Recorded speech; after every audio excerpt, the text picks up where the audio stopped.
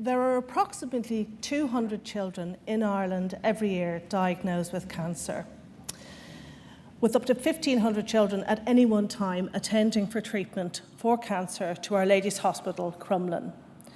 In February 2013, these statistics became very real for our family when our then 5-year-old son James was diagnosed with leukemia. James's treatment protocol for cancer is the longest of any protocol for treatment, either adult or paediatric. He attended Crumlin daily for frontline treatment for almost 8 months, and he then moved on to what is known as the maintenance phase of treatment. We at home administered daily chemotherapy. He attended clinic monthly for intravenous chemotherapy. Every 12 weeks he attended for general anaesthetic, lumbar puncture, and chemo into his spinal fluid. He also had monthly pulses of steroids.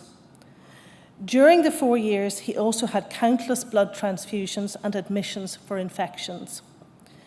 I have worked in the insurance industry for many years. My first job was with Irish Pensions Trust, now Mercer. I moved to Friends First, where I worked as a broker consultant, and subsequently to New Ireland, also as a broker consultant. And in 2006, I made the leap into broking. I'm really glad to say that I believed in the product that I had always advised people. When James got sick, we had family specified illness cover in place. I'd actually really like to thank Irish Life at this point. We had our policy with them, the claim was dealt with efficiently, and we had our cheque for $25,000 within days.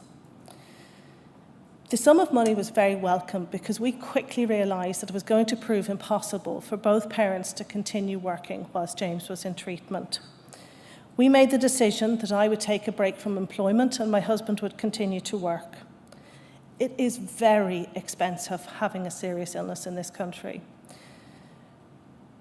There are many hidden and unexpected costs associated with treatment. For example, travel to care, overnight accommodation if your child's in hospital early in the morning, car parking, and also we needed to pay for childcare for James's brother and sister as we have no family living locally to us.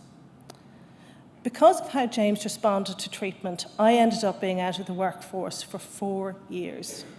And I would like you to think, how would you manage to survive on $25,000 for 4 years? The sum was welcome, but it barely met our need. Our greatest fear is now that James will relapse, and we know that no specified illness cover will pay us again if that happens. Whilst James was on the ward, I met a girl called Laura O'Rourke.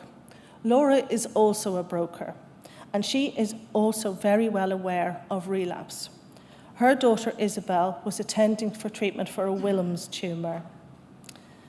1 year to the day after she finished her treatment for the first time, Isabel relapsed. As a consequence of what our family had been through, I very much felt the need to give something back to families who will follow us on this journey. And as Laura was a director of Childhood Cancer Foundation, I felt that we were a perfect fit to work together. And in 2014, I became a member. We are a parent-led charity, and our aims are to raise awareness. We advocate on behalf of children and families, but we also fund various projects on St John's Ward, which is the oncology haematology ward in Our Lady's Hospital in Crumlin. One of our new projects is to help the 16 shared care hospitals around the country to enhance the benefits there for families attending.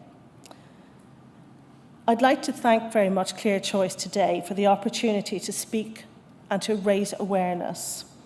But I'd also like to draw attention to the fact that cover, whilst appreciated, is barely sufficient.